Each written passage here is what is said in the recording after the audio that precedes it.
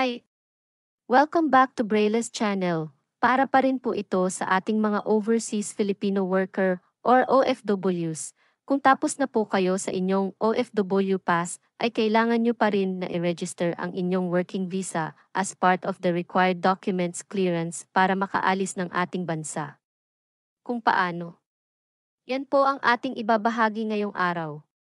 But before po tayo mag-start sa ating topic, kung bago ka pa lang sa aking channel, please do kindly subscribe, like, and share na din para lagi po tayong updated sa mga latest updates at information na makakatulong po hindi lang sa ating mga overseas Filipino workers, kundi sa lahat ng ating kababayan.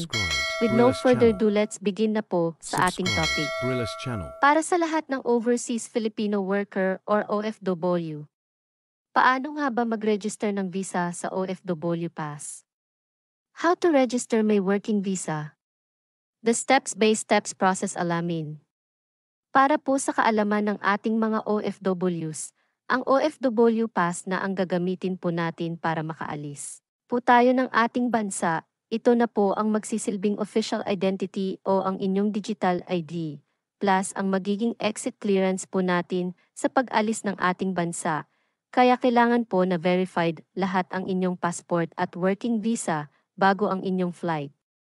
Pero dahil bago pa lang ito ini-implement ay tatanggapin pa nila ang lumang paraan ng pag-alis until they are fully implemented the system. Pero para makasiguro po tayo ay gawin na lang po natin ito para sa mas mabilis na proseso.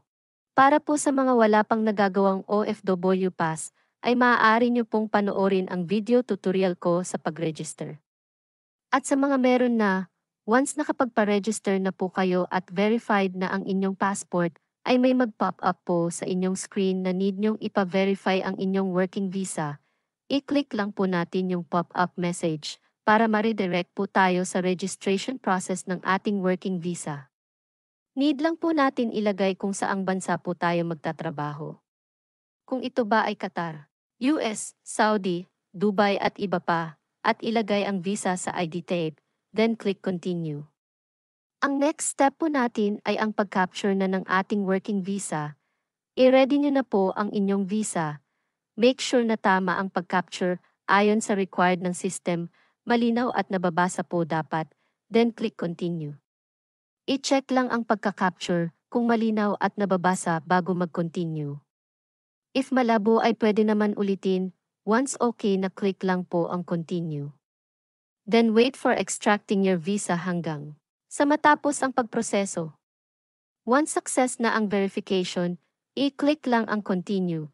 Kung hindi naman ay ulitin lamang po ang pag-register until maging success. And that's it. Congrats! Ngayon ay verify na ang iyong passport at visa document, ready na sa pag-alis ng bansa. Pwede mo na ring ma-view ang iyong OFW pass. That's it. Hoping na makatulong po ito sa ating mga OFW para sa kanilang mabilis na pag-register at pag-comply sa required exit clearance ng DMW. Manatili lamang po kayong nakatutok sa aking channel para sa mga latest updates at information na makakatulong po hindi lamang sa ating mga overseas Filipino workers, kundi para sa lahat na rin ng ating mga kababayan. Maraming salamat po and God bless everyone.